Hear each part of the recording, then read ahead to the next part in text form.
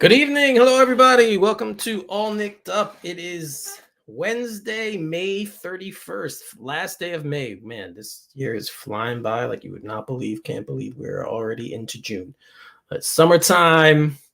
Knick fans, we're in a familiar place. We're not in the playoffs anymore. We got eliminated, so we are in a familiar spot right now. But we still have stuff to talk about. The NBA has become, I think I said this last week, but the NBA has become a 12-month league. So even when your team's not playing, there's stuff going on. So let me bring Ty in real quick. Ty, how are you, man? Yo. What's up, man? Yes. So we're a little early tonight, guys. We're about an hour earlier than we've been recording. But it's all good. We're gonna come at you, give you the same stuff we always give you. We have some stuff to discuss, a little bit of everything going on. But Ty, first, how was your Memorial Day weekend? We had a holiday weekend. How was your Memorial Day weekend?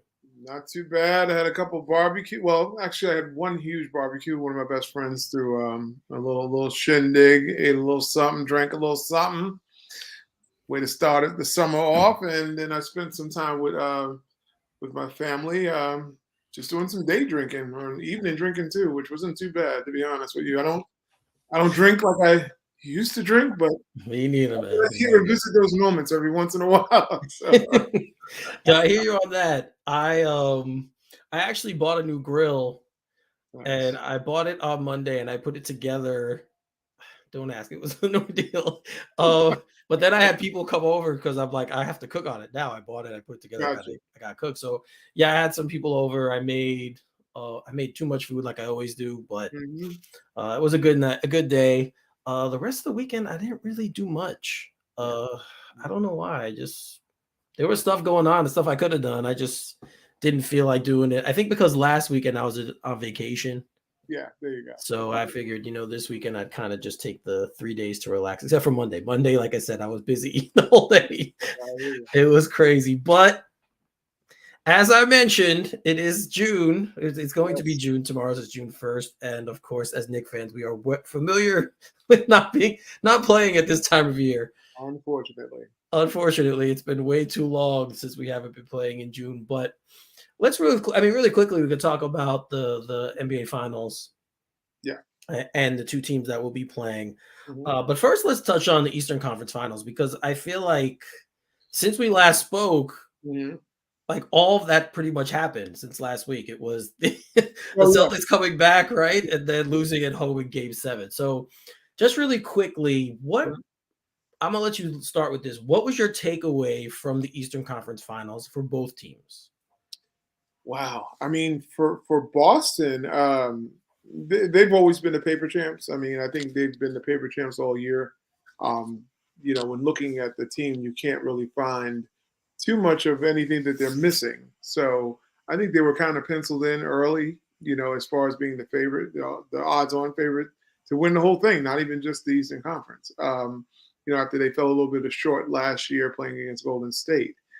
I've always been. I mean, everybody know I don't like the Celtics, so I'm not trying to put my precious beliefs into my criticism of them. But I've always wondered a couple things. Like I said, I never knew what style they played that makes them great. They have great talent. They have one of the best scorers in the league, absolute stud in Tatum, and a complimentary piece. I guess they want to call him. Maybe nobody wants to call somebody Pippen no more. I don't know. Maybe nobody wants to be known as the Pippen of anything Right. with the outlandish things he's doing. But my thing is that Brown is supposed to be the Pippen to Tatum's Jordan, basically. Right. I never thought it was an ideal match. Just a lot of good pieces, a couple great pieces. Well, one great piece, I think, in Tatum, solid piece in Brown. I thought the Knicks could beat him. I've been on record saying that my biggest fear with the Knicks was really it was Milwaukee. It was not the other teams. I feel like Right. the Knicks had a chance because throughout the one thing we've been doing well for the last 3 years is beating Boston. We've been really good at doing that. Some of our players seem to light up when they see green.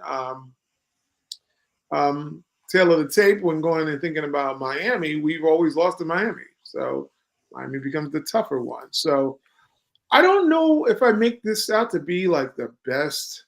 I don't know if any of these guys are the best team in the East. I think that, when you look at them, obviously Miami's the best now, but I don't see anything about Miami that really makes me think like this is sustainable. It seems like they got lucky and hit lightning in a bottle and they ran their way, even though last year, I think they were in the Eastern Conference Finals last year, but it's still not the whole. They're Jimmy Butler and a great coach. That's really what I looked at. Maybe the best coach in the league right now. Well, let's not. I don't think we should discount Bam, who's a Bam also. all-star. Yeah. Yep. Yeah, Bam. And Bam, I like Bam. Bam's a qualified player. I just don't know. I mean, I look at Bam as being probably. I mean, I don't know. I mean, I don't know what he is. I mean, he's a special talent. I don't know if they rely or they utilize him in a way where his offense becomes impactful. It's just his overall play is great. I don't know. I don't see a superstar on Miami. I agree. I look at Jimmy Butler and Jimmy's a dog. Everybody likes Jimmy, I guess, to a degree, whether you dislike Miami or not. You kind of respect what Butler brings to the table. We know he's a grinder and a hard-nosed player. Definitely would be a person New York fans would love to have on their team because of his demeanor and disposition. But at the same time, it's like there's no star on that team. Like really, Tyler Hero is the guy on that team, and they're not winning with him. He's not there, and they're still winning because he's been the quote unquote, if you want to say, star scorer off the bench. That's what he's been doing for the Heat. He's the outlier talent, so to say, and but I don't look at them on paper. I look at them, and even in game, I look at them. I'm like, I don't get what's special about them, but they're whooping everybody's ass. That's all I can just tell you. And I don't know. It just seems like this seems fake. It seems like the two teams that I would have thought would have been in the Eastern Conference Finals probably Milwaukee and Philly. If you had to, pull me to the side and say, gun to the head, who's who? I would think those two teams would be the top echelon, with Boston maybe being third, because I know they have some flaws sometimes in series for some reason. They get wrapped in their own selves, I believe.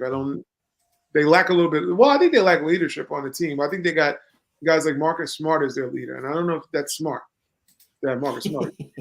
I mean, the name in itself. I just don't think that dude could be your go-to mentality.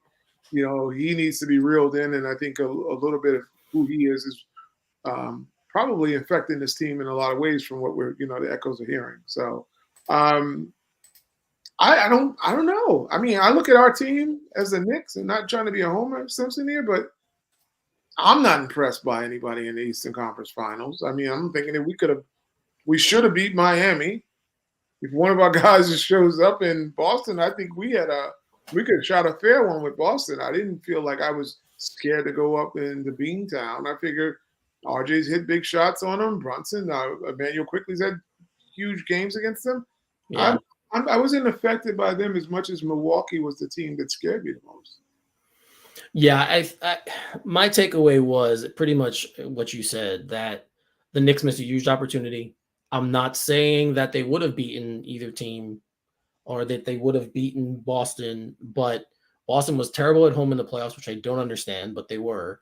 Mm-hmm. So, they still probably had the definitely the best player. Tatum's probably the best player on both teams. Yeah. You can make a case that Brunson might have become level with Jaylen Brown, but I'd probably still give Brown a little bit of the edge there, even though he didn't show it in this series. But resume, right? I would still give him the nod based off his resume. But yeah, I really felt like it was a missed opportunity. The Knicks played Boston well. They played them well all year. They're a division opponent, so it's someone you're much more familiar with than other opponents that you play during the year. So yeah, like that was my main takeaway. Miami, what they're doing, it really is just a testament to Spoelstra. He's such a good coach. And I thought when Boston came back, won Game 6, and the way they won Game 6 on that tip-in, that crazy shot. Oh yeah. Shout out to Derek White, man. I thought he was fantastic in the whole series. Yeah, he was. He absolutely was. He was arguably their best player, most consistent player without a doubt, but he was arguably their best player in the series. And yeah, that shot he made, I was out Saturday night. That's what I did do Saturday night. I did go out and watch the game because I knew it. Like since living in New York, there's not a big following, so you could go somewhere and watch, and exactly. It's not gonna be crowded. So I got to do that. And it was just fun, and I couldn't believe it. When Butler hit those free throws, I'm like, damn, they're really gonna, they're gonna win. They're gonna do it. And then that shot, but then I mean, let's be honest. Jason Tatum sprained his ankle on the first play of the game in Game 7, right? That's the game right there. I mean, that was pretty much it. Their whole offense funnels through him. But I will say, this series kind of soured me on Jaylen Brown a bit. I know there's been a lot of talk about the Knicks possibly being interested in him. We've talked about it in our chat about the Knicks possibly being interested in him. And look, you can't base everything off of one playoff series. I understand that. Guys are terrible. And he was good last year, so it's really hard to but you kind of, when Tatum got hurt early, in my eyes, I'm like, all right, this is your opportunity, right? Like, this is your chance to step up and lead the team. Absolutely. And he was terrible. He wasn't bad. He wasn't he was terrible in Game 7. Terrible. I think he turned the ball for like 8 times or something like that himself. It was crazy to watch how they fell apart in that game once Tatum got hurt. But Miami, man, that's the coach, right? Their philosophy, their culture, and their coach. You stay level every game. Don't get too high, don't get too low. Play our brand of basketball. It's either going to work or it's not. That's basically how Miami plays. That's it. And it's crazy to me. When Eric Spoelstra got that job, I never thought I'd be sitting here 13 years later. I think he got the job right when the Big Three came together. So about 13 years later, I never thought I'd be sitting here talking about him being one of the best coaches I've seen in my lifetime, but it's true. He's fantastic. And that's really was the difference in that series. Spoelstra was so much better than Mazzulla. Mazzulla, I feel bad for the guy. He got thrown into a really, really tough situation with what happened with Udoka to start the season. But he just was in over his head. And so many times at key moments, he got out coached. He didn't make smart decisions. I mean, they bring in someone like Marcus Smart, all hustle, tough guy, like you said, all the intangible stuff. You love Marcus Smart, but he wasn't good. You have someone like a Peyton Pritchard. You have someone who can score, and you're losing in Game 7. It's the end of the season, right? So just go for it. Tatum gets hurt. You need points. Play guys who can score. And he didn't do that. And so we finally have our finals, though. We have our NBA finals. It is the Denver Nuggets versus the Miami Heat. Right now, I'm seeing most people say Denver in 5. That's the consensus. Most people think Denver's going to win in 5 games. I personally think they're going to win as well. They have home court. They wouldn't have if Boston won, but now they do because it's Miami. So they have home court advantage. Mm-hmm. They have the best player in the world right now in Jokic. Mm-hmm. They Yeah. have Jamal Murray is a beast as well, especially in the playoffs. He raises his game. He's fantastic. And then they have the other complementary pieces that step up. They have Michael Porter Jr., who we know is super talented. Yeah. And he shows up. He plays bigger than his game. Aaron Gordon has the ability to play bigger than the moment. KCP is a fantastic defensive player and hits big shots. Right? They have a very balanced team, but I just don't see anyone on Boston who could check Jokic. Anyone on Miami. Yeah. Even Bam, as good a defensive player as he is, I don't see him being able to check Jokic. So that I think 5 games is probably. I'll give Miami 6 because of the way they play. So I'll say Denver in 6, but 5. It would not surprise me if they went out in 5. Yeah, I mean, I do probably 6 if I had to guess because Miami has proven to be very tough. I just know when watching how Jokic plays, and then if you got Murray just completely lit, I don't know how you guard that. I mean, Spoelstra is probably the guy that if you wanted someone to scheme against, I guess he would be the perfect coach that you could bet on to maybe figure out something to do with at least one of those guys. But you're really banking on those guys having really off series. That's really what you're banking on. Because if Denver's on with those 2 guys, I don't see any team beating them in the league. Period. I mean, Jokic is a beast in itself.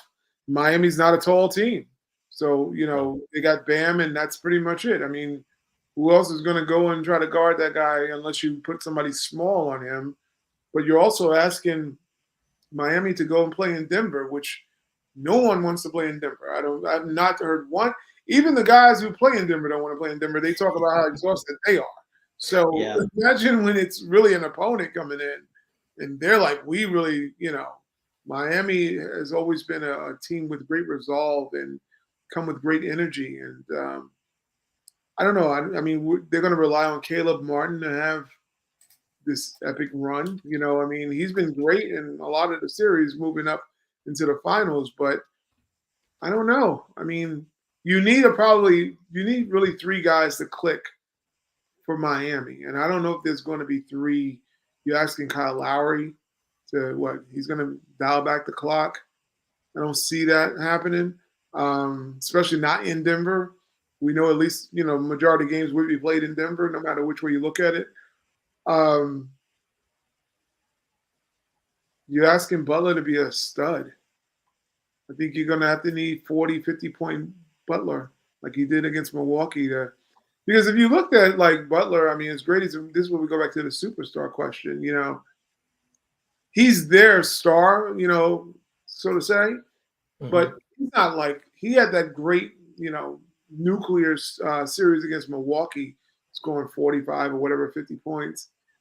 But, he got a little checked when he was in New York. It wasn't like he went for like a berserk number on the Knicks.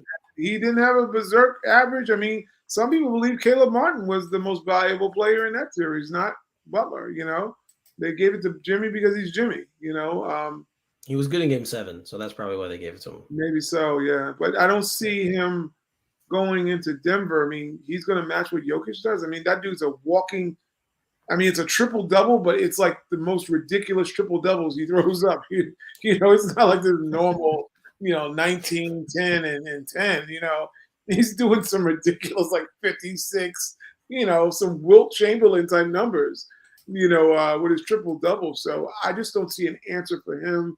You're banking on Murray having a really, really bad series if you're Miami. Aaron Gordon probably not getting enough credit for changing his game, morphing his game. Denver's a tough, the right arena and a tough opponent. I don't think Miami has that star level guy that's going to go at least give you 4 games of a high level basketball. But Denver's proven they got a guy who's ripped through a lot of guys. When you think about the Western Conference right now, no LeBron, no KD, Booker, if you want to throw him into the mix, I mean, that dude is buzzsawed through the whole entire league. I would have loved to see Yes. him and Embiid play in the finals, being that was the supposed two best players, which I don't think Embiid's on that level, but that's just me. I think Jokic is that dude. But I don't know. I don't think Miami has a guy to match him. And if it does, I mean, tip your hat. I just think that five I think is a little presumptuous, but six is definitely. I still think Denver wins, but six is what I give Miami 2 games at least. Yeah, I think just because of how they play and their ability to steal games, because that's what they do with just their style of basketball. Mm-hmm. And again, Spoelstra, although I love Malone, I wanted Malone to coach the Knicks, so I'm a big Mike Malone fan. But Me too. Long Island guy, Sure. big Mike Malone guy. But I definitely do still give the edge to Spoelstra. He has the rings. I mean, he's and he's proven it so far. So I give him the edge there. But this one is much, much closer than what we just saw with Miami and Boston.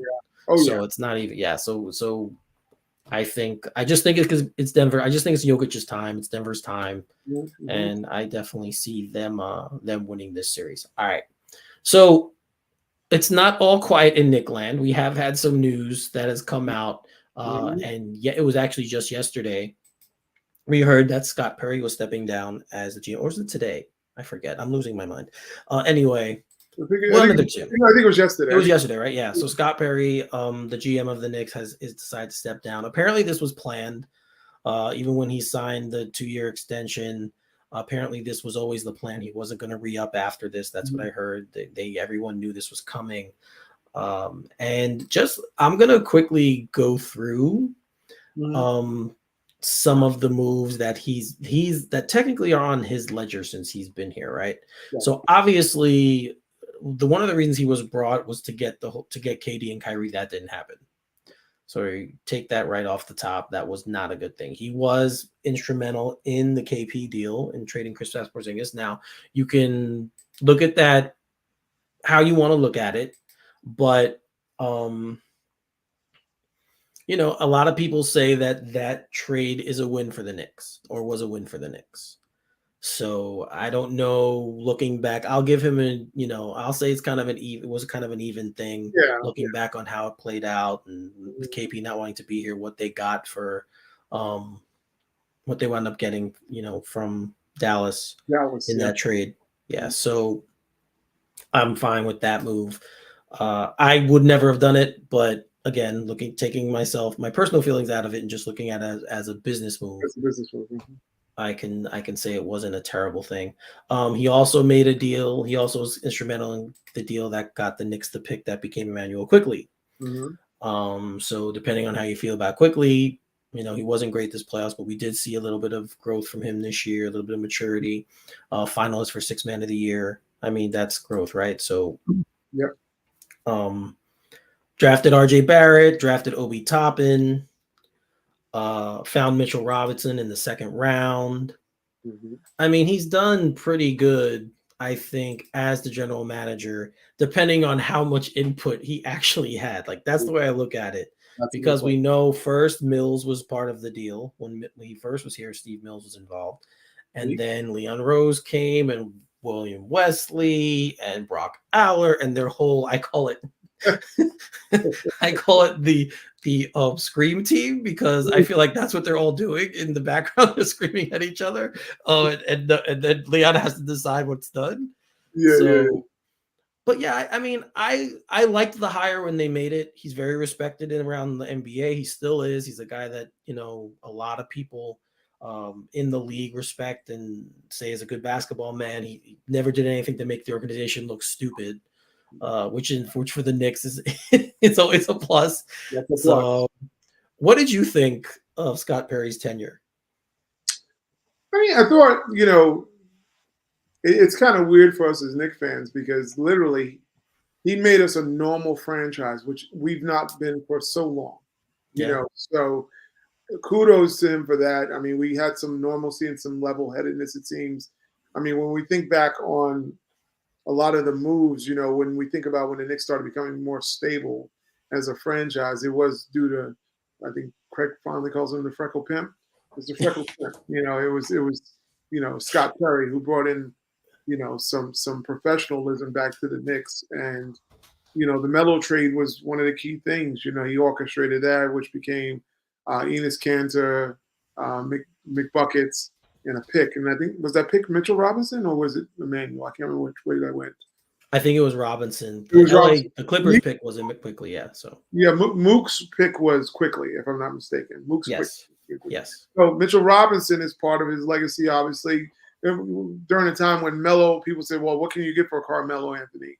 And that was a big question mark at the stage of his career. And Scott Perry comes in and works his magic, and we end up with Enes Freedom, McBuckets, and a pick, which became Mitchell Robinson, which is a great one of the greater finds of a second round talent. We also got to add Emmanuel Moutier to his resume because he wanted him so bad. So Moutier's on his watch, so that's true. Moutier. Kevin Knox is on his watch. That's true. That's another one on his watch. It's some blown moves. Yeah, he just missed Ntilikina, right? Because they fired. Jackson got fired 2 days after that. Jackson left him the French acorn right inside the basket. So he got really. I mean, that he didn't like Frank. We can just tell that because all the moves he ever made was about not keeping Frank at a point guard, which I mean was smart. He just was getting a bag of donuts for Frank, and we needed better than the croissants, not a bag of donuts. But crazy. When looking back, Scott Perry, normalized the Knicks a little bit. He was the one supposedly why we drafted RJ, because if we believe the Meek Mills story, Meek Mills wanted to trade back and get Garland, and I don't know whatever other extras he wanted to trade back, which not that Garland would have been a bad pick either. I mean, we see what he's become. He would have fit. I mean, he would have fit. He would have fit a need. We needed a point guard. Yeah. But I'm always happy with Barrett. I mean, he was the third. He was the third talent in that draft, so you just take what it is. Don't worry. It's not really a lot. You kind of feel like even keel about Perry. He didn't do too much damage, and he didn't do too much great. He just kind of gave us some pieces that clearly we use moving forward. He didn't screw nothing up terribly. No. He didn't do anything egregious to the point where we're 5 to 10 years behind because of one goofy move. I mean, when thinking about this newest regime, they're benefiting a lot off of what Perry did. When you think about it, the stability of drafting RJ, acquiring Emmanuel Quickly's draft rights, basically, getting Mitchell Robinson. All those guys are 3 contributors on this Knicks team currently in big ways, in one way or another. So he's responsible for this current success because the only thing we can lean on with Leon really is Grimes. That's one of his. Obi. But a lot of his homework was done before he got here. Is really the point. And Perry's part of the teacher on that. I don't know. I mean, I'm okay with Scott. I thought he made us look normal. That's a good thing for the Knicks because we haven't been normal in such a long damn time. That's the one thing that I think about, because even the Mook trade was, they wanted to hold on to Mook. I'll never forget that. Mills wanted to keep him. He was like, and Perry's like, no, you got to go. So that kind of urgency of knowing you flip that kind of talent was the kind of things I think Knicks fans were waiting for. You don't hold on to a stale glass of water. You let it go. And that was one of the good things about having Perry here. But I don't think he's being heard. I don't think he has a part in this current regime. I always forget about him because that's how much I don't think he has a voice. Like when people say who's in charge of the Knicks, I usually go Leon, Wesley, and Brock Aller. I never say William Perry. Scott Perry. I'm sorry. I never say Scott Perry because I keep forgetting he's even here. You brought up the fridge. William Perry's the fridge. Yeah, I'm sorry. Yeah, that's why I said before, depending on how much we could actually credit or discredit him for the stuff that's happened, right? Like I don't know once all these guys came around how much involvement he had in the decisions. I think he probably had a say, but he wasn't the one making the final that final decision. Obviously, Leon Rose was the one. Apparently, the Knicks had some kind of advisory. It was like an advisory committee, they said, and then Leon Yeah. had to decide which one was best. Which I don't. Yeah, let's make the agent do that. Anyway, so it's weird that this news came out and then we heard that Bob Myers was leaving Golden Yes. State as well. And of course, my first reaction was, well, if the Knicks want to hire another GM, but Bob Myers is not going to make a lateral move, I don't think. And I don't think he would come to New York if he had to work under Leon Rose. He would want to be the team president if that was the case. And again, I don't know. I mean, it doesn't take much for Dolan to get like a bug in his ear to, to flip and be like, I want to get this guy. Like he's just that impulsive kind of owner. So it wouldn't surprise me if tomorrow we heard that the Knicks were pursuing Myers to be the new team president and Leon Rose was out the door. Like that would not surprise me at all. You're not shocking at all. I don't foresee that happening, but again, this is the Knicks, so anything's possible. Mm-hmm. Do you think they should hire a new GM or just keep it the way it is? I would. I mean, for me, I have concerns about Leon Rose. So, well, again, I'm not talking about president. I'm talking about the GM role. Yeah, and it goes back really to the Leon Rose situation because for me, I think there's too much nepotism in that front office. Right. Too much buddy, too much I like this guy, so therefore, it's more heartstrings and harmonious family atmosphere in there because everyone's an agent, everybody knows like cheers, everybody knows your name, everybody walks in the bar, no, they all know each other.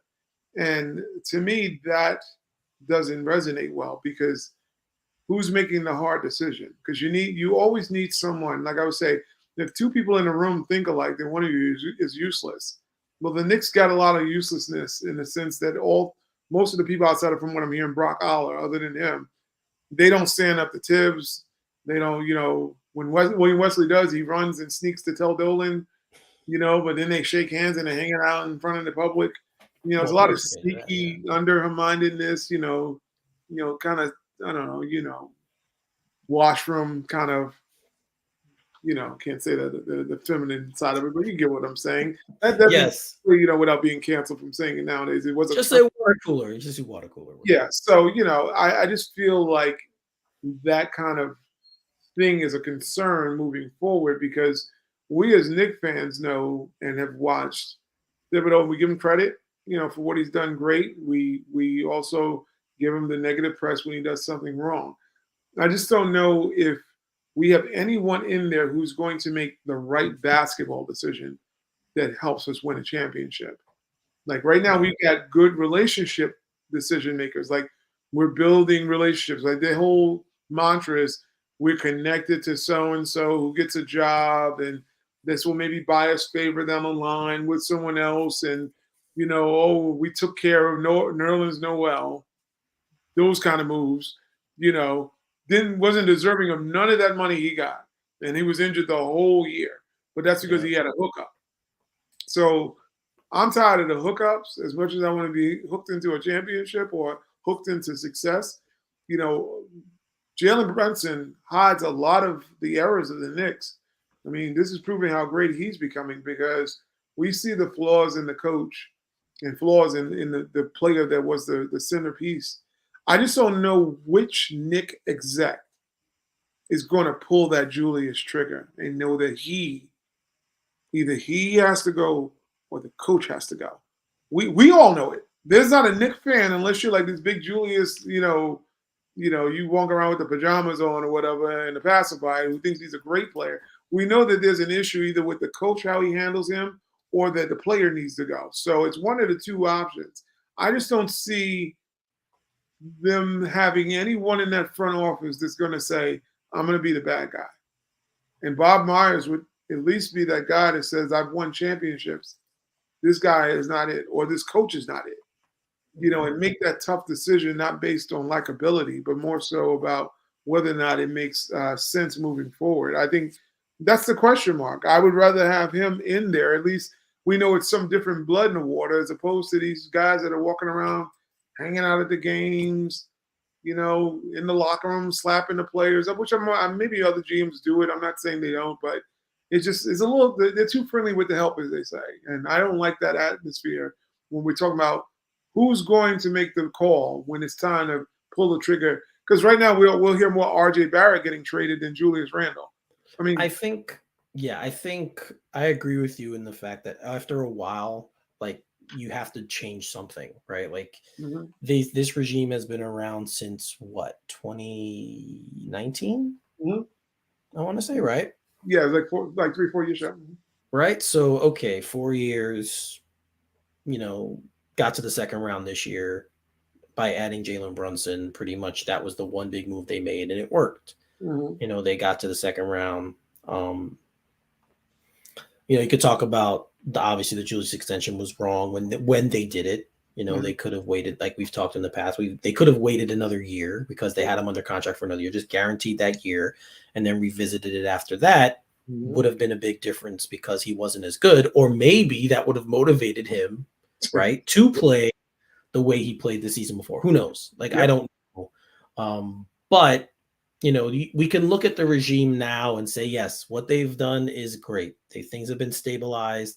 The team is headed in the right direction. They've made some good choices, added some key players. Haven't traded them away, which is something past regimes have always done. So Mhm. even though we're hearing now maybe they haven't traded the young guys away, which I think is a plus that I could put in their column. Yep.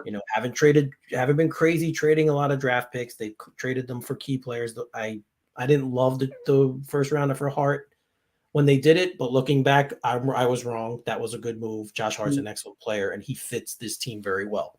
Mhm. So I can look at all of that, but like you've been saying, now we're to a point. Okay, if we're gonna take the next step, can it be this same group doing it? And I think for the reasons you've stated, and you said this many times, that they're too buddy buddy with the players. He used to be an agent. Leon Rose used to be an agent, so that's his life has been schmoozing players, Yep.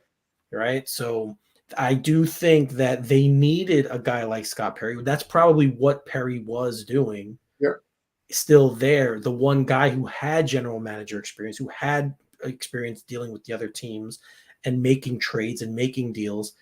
That probably what his job stayed being, but he's leaving now. Yep. So if I'm Dolan, I'm looking at this saying, okay, these guys have done a great job, coach. If you want to call them a team, they've done a great job, but how are we going to get to the next level? What are these guys the guys to take us there? And I agree with you. I don't know if they are. I don't know if they're, committed to the things that are going to make the Knicks an attractive destination for another player. We can talk all we want about how Brunson might have done that, and players might look at Jalen Brunson and say, "Yeah, I want to go play with him." Mhm. But if I'm a player looking at Jalen Brunson, I'm like, he's good, he's very good, but he's a point guard who likes to shoot a lot. I mean, I'm just keeping it 100%. I love the guy. He was great, far Yeah, exceeded yeah, expectations, you're right. but he's still a guy who takes a lot of shots. Mhm. So if I'm a star player, I might look at that and say, if I come there, I might have to adjust. Like I might have to change my game. He's the established star. He's the established guy. And then still with Randall, like they look at him. That guy's crazy. You know, I don't mean crazy in a bad way, people. I mean like Oh, on the no. court, the guy literally can lose it at any moment. Mhm. Um, they look at it that way. They might look at someone like RJ, like he was on this upper tier. He kept getting better every year, and then he took kind of a step back. Right, this year he wasn't as consistent as he seemed to be headed towards like more consistency. So the Knicks are in a better position because of this regime. Yes, I will say that they're in a more stable position.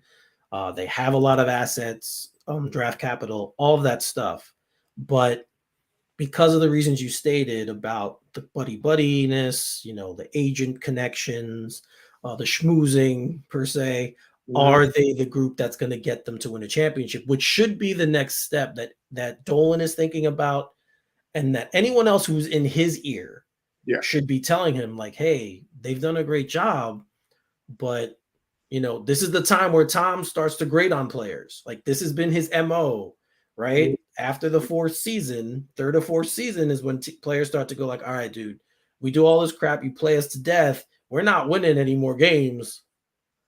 What are we going to do?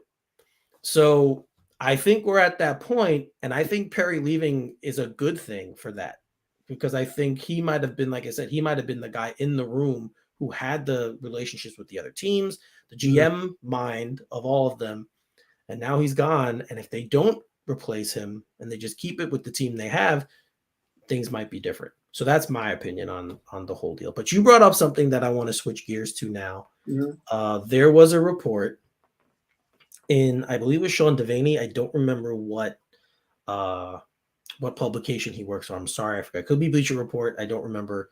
But I believe it was Sean Devaney who said that he spoke to a rival GM about the Knicks and RJ Barrett, and he said that RJ Barrett will have to be, or he should be, the key piece in any trade that they make.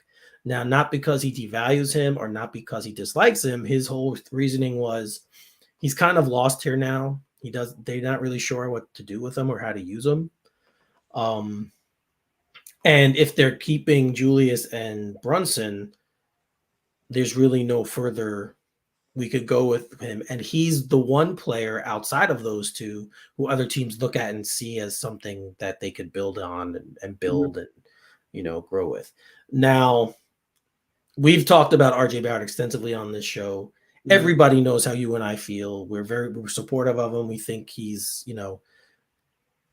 we think we have kind of this feeling that he's kind of stuck right now and trying to find his way, going from being the second, the second leading second option now to the third option. Took him a while to get adjusted. We all talk about his intangibles, which are the things we all love about him. Level-headed, plays hard all the time, can hit big shots, big in big moments, all of that stuff. So I read this and I'm like, it makes sense. I understand what he's saying, but I mean, is that really what we want to do? Is that really what we need to do?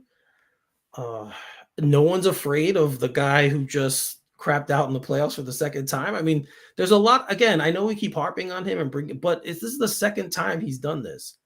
So, and then RJ had a crap season and then had a bad. The first two games against Cleveland was terrible, and then turned it all around. Yes, he played bad in Game 6 in Miami. I'm not gonna lie, but he mostly was great, right, for the rest of the playoffs. So I don't know. It's nice, I guess, to have a player who I guess teams want, but is that the way we want to go? I don't. I know it's not the way I want to go, but what do you think?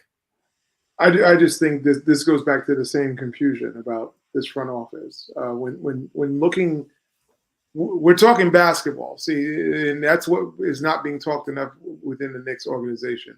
What they're talking about is cosmetics. This has been a growing theme of getting back to relevancy, of being a beacon that a superstar wants to come to.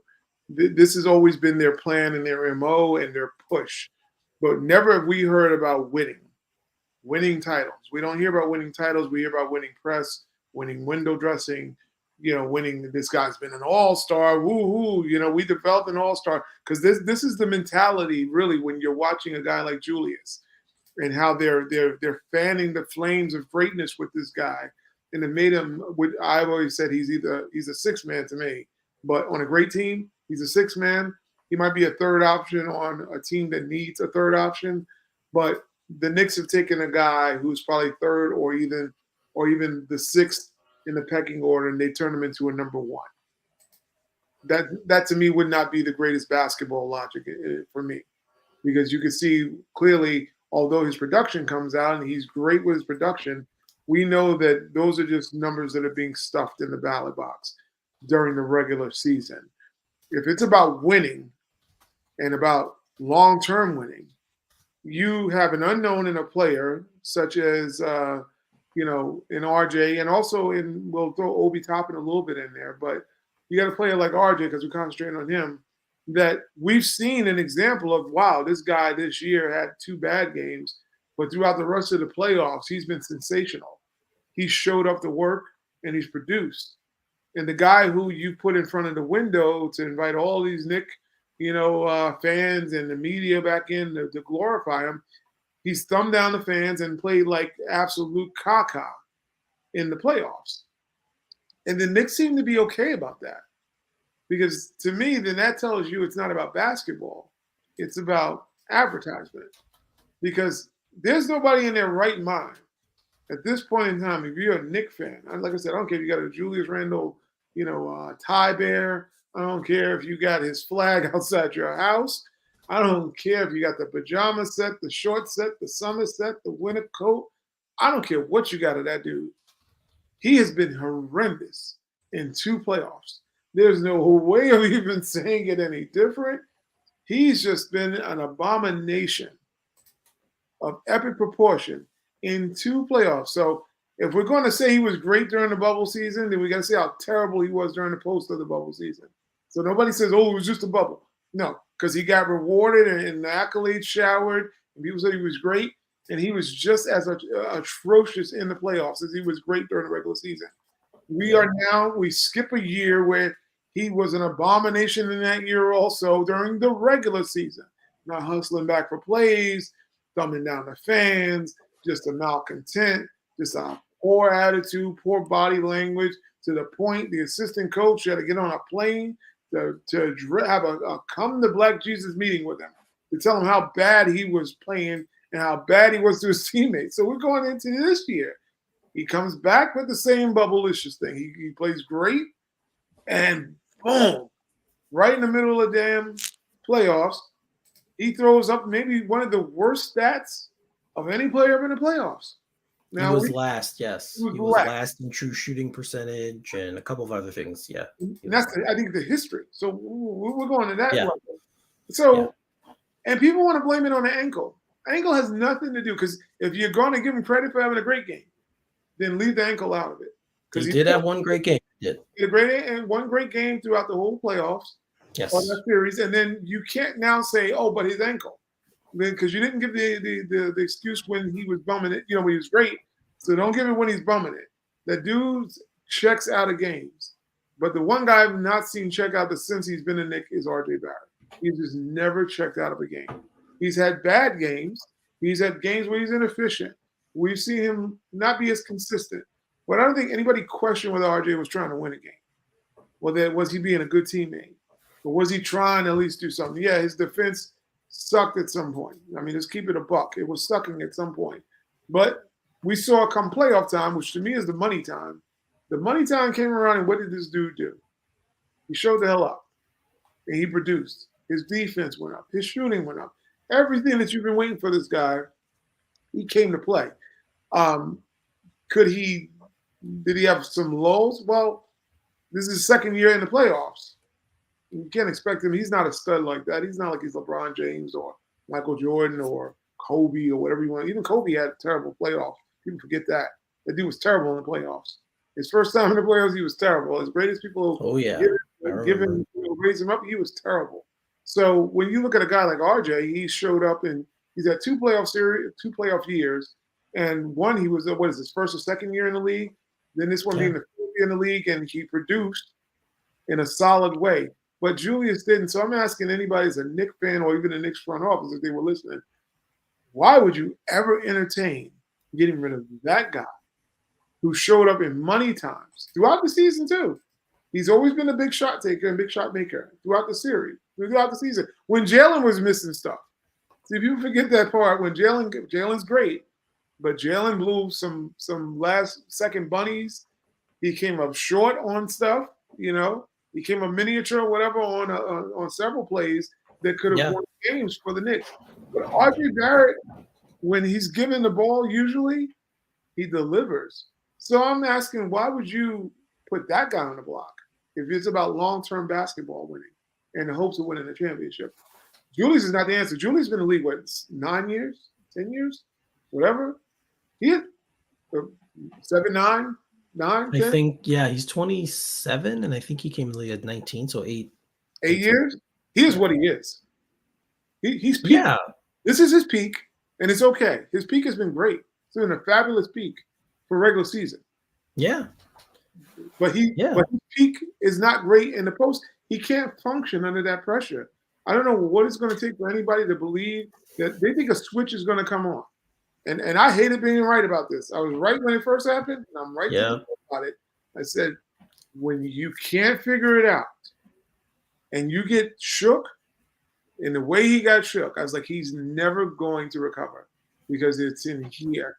It's not here with RJ. In RJ, it's a physical thing. It's about him learning and growing into his body. Maybe he needs some off-season, conditioning in a different way or whatever. But nobody questions whether or not RJ's mentality is built for here or this is built for here, or will he go react to when the fans say something? He's not going to. He don't even care. The kid don't even care. He's going to go hoop, win or lose, and go home. Whereas Julius, we've seen the baggage being dragged mentality-wise. The dude is just checked out of New York hotel. When the playoffs come, he's no longer here. I would never look at Obi or RJ and go, I'm choosing Julius Randle over either one of those guys as a long-term solution to getting us to where we need to win. Because then the Knicks aren't about winning. The Knicks are about advertising. It's a value proposition at this point, right? Like, I feel like if the Knicks could trade Randle, they probably would explore it. Yeah. But because of his contract and because of what we've just talked about in the playoffs, I said this last week. Yeah. This guy's a 2-time All-NBA player and made the All-Star team both those years. And right now, he's almost untradeable because of that and in spite of that. Like, it's the craziest thing because people see the same thing we're seeing. They're like, well, he's great in the regular season, but the playoffs come and he's crap. Yeah. So we're not investing in somebody like that. Mm-hmm. We're not going to give you value, give you assets for somebody who can't perform when it's crunch time, when it's go time. Like, you're not going to do that. And that they would be smart not to do that. I wouldn't either. So that's the tough thing. And again, I said what I said before about the Knicks have done the right thing with the young players is letting them play and letting them develop and letting them go through the ups and downs and the growing pains. I feel like they've done a good job with that. Maybe not to the extent I would have done it, but they have done it. Yeah. So I can't be like, the Knicks are just screwing up all the young guys. The only guy I have a complaint about is Obi not getting enough minutes, but because of the guy we're talking about, I understand why. So, this whole RJ thing is going to keep coming up. Right. I feel like it's going to keep being a topic of conversation. I don't even know who I would look at, who's available anyway, to consider this kind of a trade. Right? Like, is there any player out there who's disgruntled, who wants to leave at the moment? Is there any star player? I can't think of one. The guys we talk about are guys that we've either would like to see them get or, might be gettable. But if you propose to a team, they might want to trade that player. But I can't think of a player who's like, I want out. And there's really nobody this year, unless I'm missing somebody. I can't think of one player who's let that kind of displeasure be noted. The one guy I've said, and you said, and I think we're all kind of think this. The one guy I would be interested or who might become available is LaMelo Ball. He's one guy who I can see. Not that Charlotte isn't a great city. I've been there and I like Charlotte. It's very nice. But that guy and that family loves big markets. Big time. Right? Lonzo has played in LA and Chicago. Right? Yeah. LaMelo said he wanted his sons in playing in Madison Square Garden. So right. So if you look at it from that point of view, and with the stuff that's going on in Charlotte, obviously the Miles Bridges situation, apparently he'll be back this year. So maybe they want to try and see what that, how they want to go about that with them two again and give that a run. I don't know, but he's the one guy I could see possibly becoming available. but not right now. No.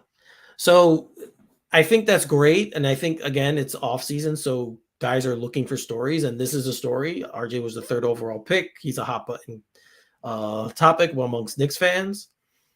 But what trade? That's my question. What trade? Tell me what trade we're doing, and I can gauge it. But until then, I think this stuff needs to kind of go on the back burner. Yeah, it's a slow The Knicks have decisions to make. We talked about it last week. Coming up, they have to. Are they going to extend quickly? Are they going to extend Obi? What are they going to do if they don't extend both of them? What are they doing? These are bigger decisions right now than what to do with RJ Barrett, I think. And it's so weird. Like I've never seen a guy. I told you earlier this week. I can't remember which one. It might have been Steve Popper. I don't think it was Bonnie. I think it was Steve Popper who, they started comparing RJ. I don't know where these narratives come from. He compared RJ to the trajectory of Tony Douglas, and I was just like, oh Lord, when I heard that, I'm like, like I said, I told you guys, and it wasn't trying to be a riddle, but I'm just like, I never remember Tony Douglas missing 10 free throws. He was 10 free throws away from possibly having 55 points in a game. So missing 10 didn't give him 55, but RJ was near that almost 60-point mark playing in the Garden. And it's because he missed free throws that he didn't get that. I don't recall Tony Douglas getting somewhere near double nickel at all, let alone to compare RJ, who's carried this team for stretches at a very young age down the stretch. When they got into the bubble time, he was huge streak for that. He's carried them during these playoffs. And I'm like, I don't understand why I don't know if RJ has not a great rapport with someone in the front office, or he doesn't have a great rapport with the reporters, which I don't know where that would come from. But I'm just saying, these narratives about how terrible this kid is, those things need to stop. We know he has shortcomings, but to make this guy to be a piece of trash, and not that Tony Douglas, I'm not trying to call him a piece of trash. I'm like, you're talking about somebody who's a complete role player who the Knicks overvalued and overplayed. And is that supposed to describe RJ Barrett? A role player that's being overplayed, who's not capable of being, a third great option on a really championship level team? I think he could be that. Could he not be a Wiggins to somebody's team? Yeah, he could be that. So in looking at that, I just don't know why they paint him. But Emmanuel Quickly is like everything to New York. Quickly's great. And it's like, that dude sucked during the playoffs. Let's put it where it is. He sucked. It was absolutely horrendous. RJ wasn't, but you don't hear nothing about that. Oh, we got to keep Quickly. Let's get rid of RJ though. Isn't it like it's like some mind control over people when you think about that? The guy who showed up during the playoffs, outside of the guys that people love, like Julius, whether you're a fan of his or whatever, Emmanuel Quickly, all these guys that these people are like, oh, we got to keep those, but we got to get rid of RJ. RJ's the only one that showed up. Even Brunson. And people are like, no, RJ sucks. He's horrible. Get him out of here. That's a crazy theory when you think about it. You rather keep the guys who showed you nothing versus the guy who's obviously clearly invested in winning. And that's RJ Barrett. And I'll never understand that dynamic with Knicks fans wanting to run that guy out of town for some star that doesn't exist. Because there's not no superstar. Anytime LeBron James is getting to the Western Conference Finals at 38 years old, there's not that many stars in the league. There's not. He's one of. No, I mean all of the stars are, in that same age range, right? Yeah. Like all the stars, the true stars, except maybe Giannis, Jokic, Embiid, like they're. But do I look at any of those guys as those kind of players? No, I don't. No. Giannis would be the closest because of his charisma and the style of game he plays and things like that. But he has so many flaws in his game. I can't even. I mean, we think LeBron's a bad shooter. He's worse. Giannis is worse, right? So you can go there and there's no KD. There's no guy like that. There's no. I mean, we could talk. I mean, yes, there's a lot of great point guards in the league, but there's no true pure point guard like Chris Paul. There's nobody like that. Nope. That, and then there's nobody coming up like that. Like I can't see. I don't know. So the league is in a very weird place. Mm-hmm. It's kind of like the time when Jordan was retiring, and then you had like Grant Hill was supposed to be the next guy coming in, and then Penny was supposed to be the next guy, and all these heir apparents were supposed to come in and take the next role. I don't see that player right now. Now maybe it's Wembanyama, maybe it's gonna be him. Maybe. I don't know. I have no idea. Maybe it's Scoot Henderson. Maybe Scoot. It could have been Zion. It could have been Ja, but I don't think that's happening now either. Yeah, so it's going to be a very interesting future. Yeah. In the NBA past when LeBron.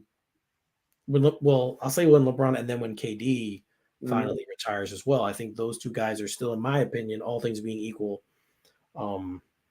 star power wise anyway, are probably still a cut above everybody else, right? Mm-hmm. So I don't know. We've talked about Anthony Davis. Yeah. Yes, talent wise, of course, great player. Then he has problems with consistency issues. There's a lot of very good players in the NBA, and there's a lot of very good two-way players in the NBA. But right now, I mean, nobody's better than Jokic. Nope. Nobody. He is the best player in the league. I best agree. player in the world. Even you can get on his defense. That's fine. I don't care when he's giving me triple doubles like falling out of bed. Oh yeah, he doesn't have to play any defense with those kind of outfits. Yeah, man, it's like it's not even. You know what? Okay, maybe the guy he's covering scores 25. He just scored 35. Like, like hire somebody to guard his guy. Yeah, seriously, like what? I'm not criticizing him. I'm criticizing the franchise at that point. You hire somebody to cover his guy because he's that damn good. So the NBA is in a weird spot. I don't know who that player is going to be. Like I said, Victor has the hype. Yeah, right? Hype. Absolutely. He has the hype to being the next big thing, literally the next big thing, because he's a big kid. Yeah. But we've seen that pressure crush many guys. Many. Remember Greg Oden, everyone? Remember Greg Oden? Yeah. I mean, look at Zion. I know you could say what you want, but I don't know if it's pressure. Maybe it's pressure not to eat all the time. Maybe that's the pressure. I don't know. It'll be a pressure cooker. Yeah, exactly. Yeah. Some bad recipes, but it's going to be interesting. It really is going to be interesting to see how things progress. But I will say this kind of a league opens the door for every team. Every team. Every team has a shot. So that's why when we talk about the Knicks and what they need to do or what we feel they should do, we're not coming from a place of saying like they need to be this great basketball team. They need to be very good, though, to be in the conversation, because as we just saw, an AC is in the NBA Finals, guys. Yep. Right? Amazing. The 8th seed in the East, who was, I think, 2 plays away from being out. Yeah, completely out. They were. Because they won the first play-in game and they had to play again. Yep. This is why I think it's imperative that the Knicks have a great basketball mind making decisions, because this will be about making great basketball decisions that don't require you to get a star. It's requiring you to fill in and exchange the right pieces that fit what you have that works exceptionally well. And Brunson obviously works exceptionally well. If there anything that's working against what that guy does needs to go off this team. And like I said, the major guy on this team right now is Julius. I mean, unless you're finding a role for him, because what would work is that he really does take a back seat and becomes a 6-man. That would work for the Knicks. Let him run the second unit and let these other guys blossom and fly down the court and let him be the super sub. I know that'll never happen, but we're talking about basketball.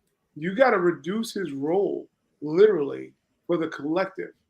And people may not see it that way because they're like, oh, this guy put up this many points and he was all. Is it about winning or losing? Because I don't care what he does in a regular season. He gets us to the playoffs, but if he's going to fizzle out and we get on the first round, who the hell wants to do that every year? you can't trust your star in the playoffs, you don't have a shot. You have a shot. Like this is NBA is a stars league. That's what it is. It is. If you cannot trust one of your two, like the Knicks had two. Randall, obviously, first half of the season was probably a little better than Brunson, but second half of the season, obviously, Brunson just totally took over and blew him out the water. So they had two. One of them was fantastic. The other one, and again, you could bring up the ankle. It's definitely fair. I'm not saying it was unfair, but then don't look at the good game he has, and be like, the ankle's not bothering him. Look, he was fantastic. Mm-hmm. Can't have it both ways. So either the ankle bothered him or it didn't. Yeah. So I think the ankle was the brain. That's what bothered him. Yeah, like I said, we were talking about this before, and I said, okay, you want to believe that what happened 2 years ago? Mm-hmm. He didn't have ankle problems then. They won't no damn ankle. Nope. And if he could he put it together for one game in this playoff series, so clearly it wasn't bothering him that game. I've just never seen a dynamic where a player falls off that deeply off the end. We discussed earlier today in our private thread about guys who have shrink wrapped, during it. And I'm like, there's nothing. I can't endorse DeRozans and people like that who had failure to produce, so to say, in clutch moments. The difference between clutching, falling off, and clutching your pearls, like, oh God, he wasn't that great, versus you trying to clutch the rope that this dude jumped off the cliff with, and you can't find him. He's like, he's falling worse than Darth Maul, splitting two. Canyon. He's gone. It's like this dude is in two pieces, and you just see the torso going one way and the head going another way, and he's finished. And I don't know how you even look at him and have trust. If I'm the Knicks after this playoff, how do you ever say, let's run it back with this dude being a major portion of what we do with no parachute? Like, we're going to get rid of Obi, we're going to get rid of RJ, and we're going to rely on this guy, Josh Hart, and Brunson. And maybe we bring in someone that can kind of give you something, because once again, like you said, there's no star that you can bring in. So you're bringing in either equal or a little slightly better talent. Or someone's problem. Or someone's problem. Like you're going to trade RJ for Zach LaVine. Who the hell would want to do that? Yep. What crack house are you doing that?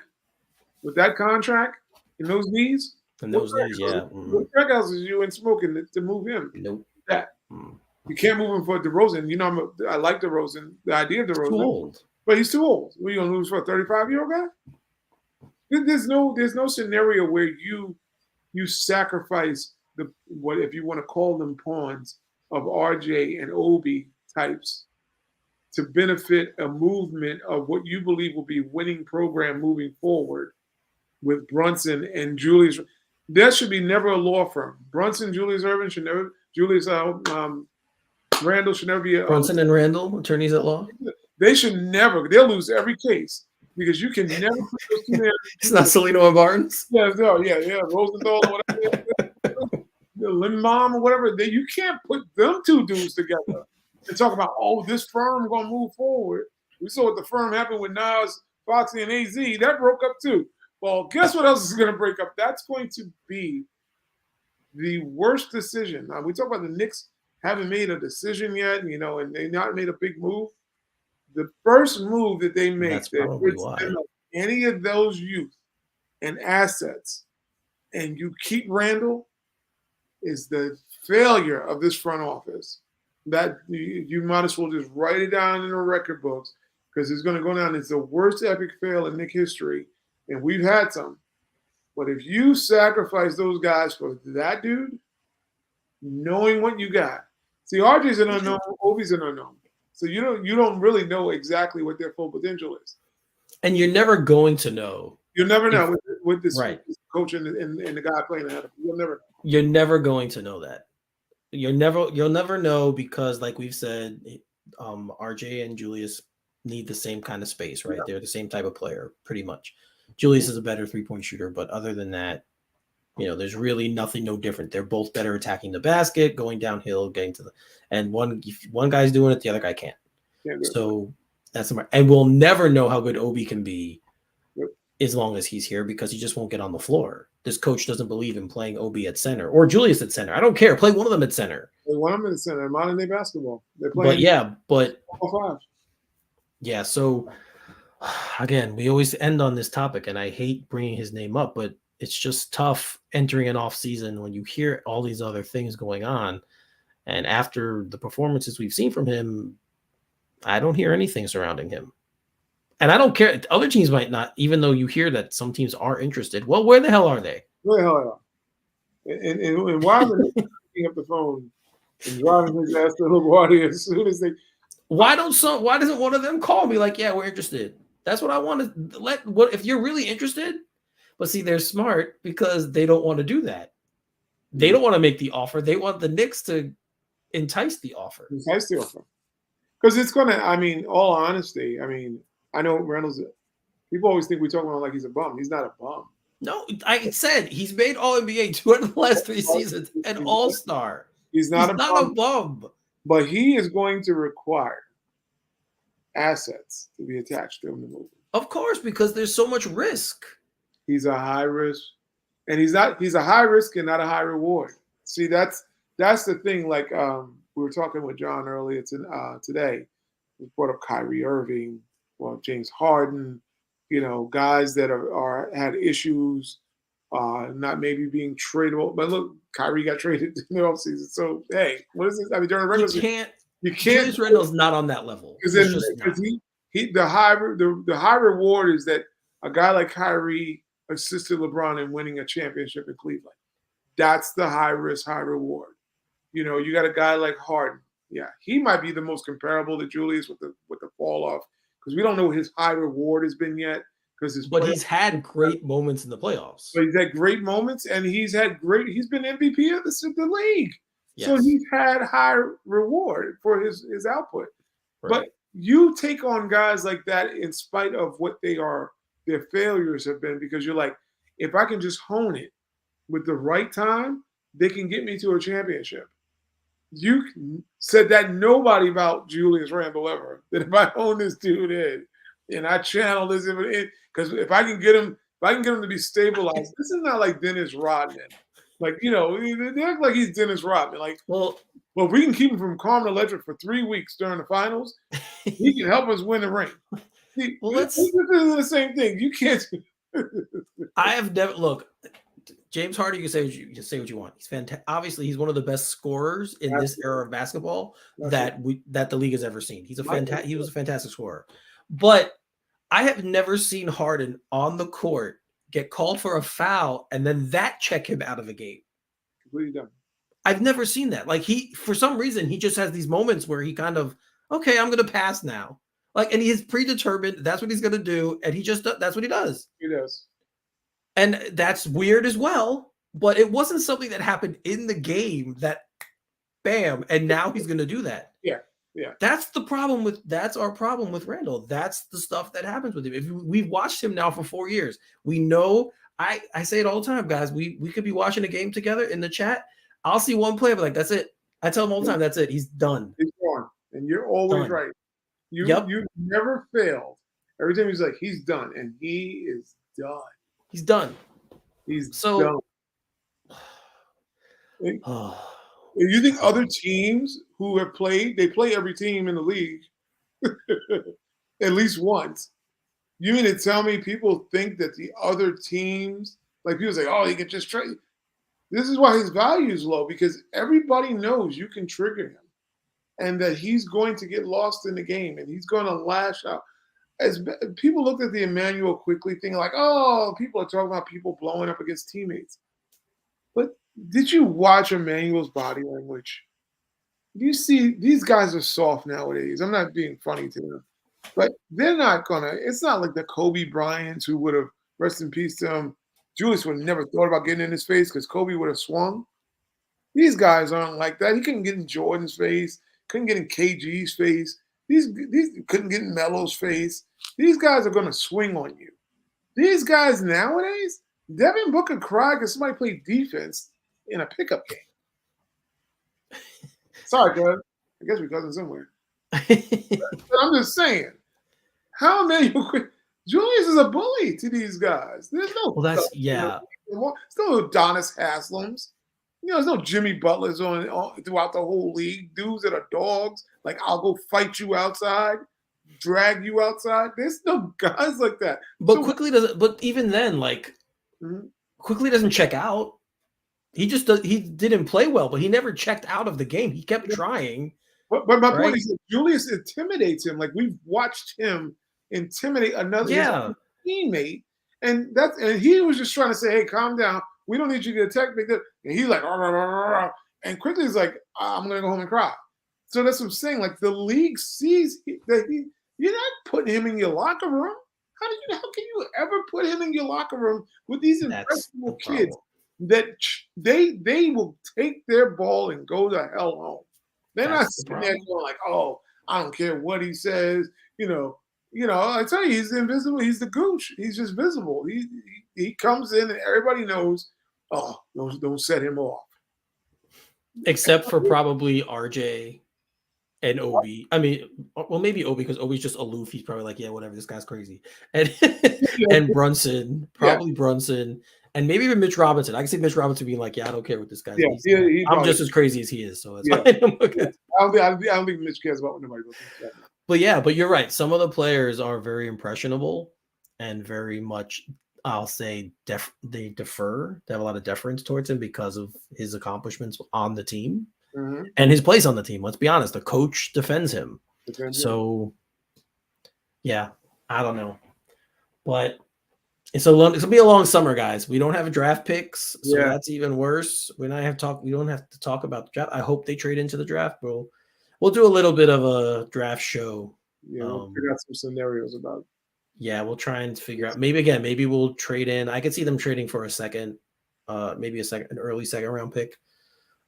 Something like that. I could see because this draft is very top heavy, which I did not expect, but a lot of the players didn't pan out the way I thought they would. So this draft's very top heavy. So we'll see. But yeah, we'll put some stuff together for the draft and hopefully have a good time with that. Last year, I remember was it last year? No, it was last year. The only year we did this. I did the live stream. We did it and we got in trouble. Like they took it down. But it was fun, man. I had fun doing that. Talking about the draft we were watching. But yeah, guys, this is a quick show note. It's been 1 year. We've been doing this for 1 year now. Crazy, right?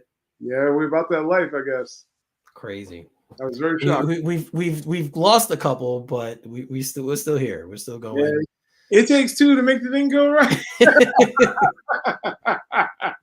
Yeah, I don't think anyone want to sit here and watch me just talk for an hour, or I don't think everyone would want to do that. So Ebony and Ivory. Yeah, man, we could go all the angles we want. We could do all the angles. The Swirl Show. We could call whatever we want.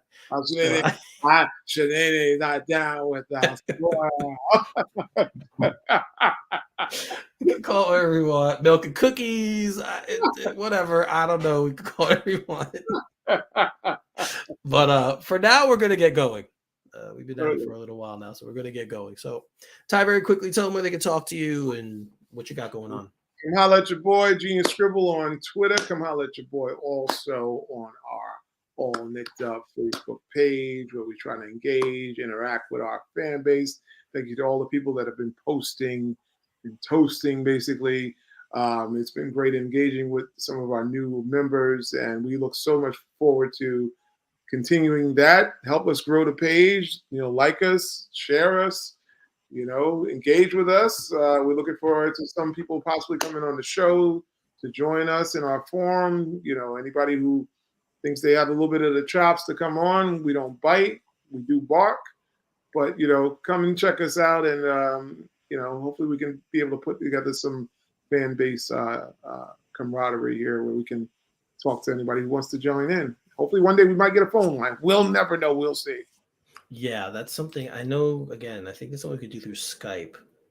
So I have to look into it. I just don't know how it works through StreamYard, which is what we use.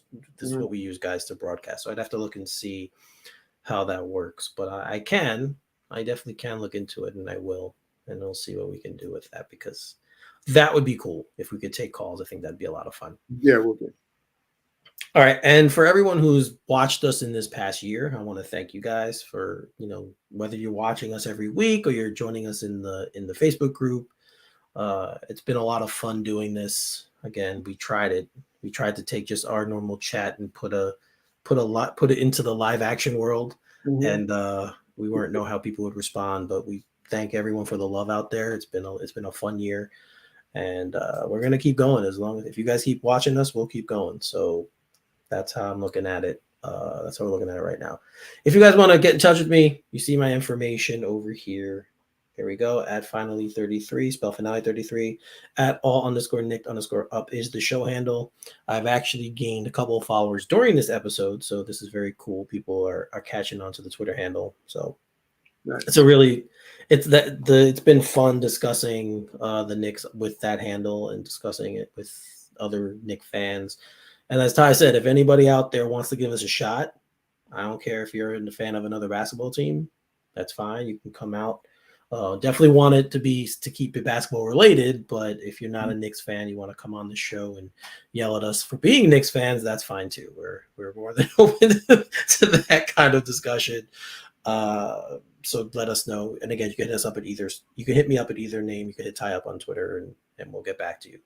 If you guys are fans of pop culture and movies and comics and all that stuff, I do a show called Straight Outta Gotham. It's at straight_O_G on Twitter. We're having a new promotion. We're starting tomorrow. So that's going to be a little fun thing we'll let out. My co-host also created T-shirts from a name that they call me. So those are out there now. Right. So you guys can check those out. He just posted up on the Twitter handle today. So if you guys are interested, go over there and purchase a shirt. Maybe Ty, I'll start playing around in TeePublic, and we can get some shirts made for our show. I'm gonna figure out. Don't worry, your boy. We'll be talking. That's true. That's true. Yeah. I got some things in the works. So yeah, that's true. So we'll talk about this off camera, but that's it for now, guys. So thanks for watching, and all the support, and we will talk to you next week. So for Ty and Eric, you're watching All Knicked Up. See you next time.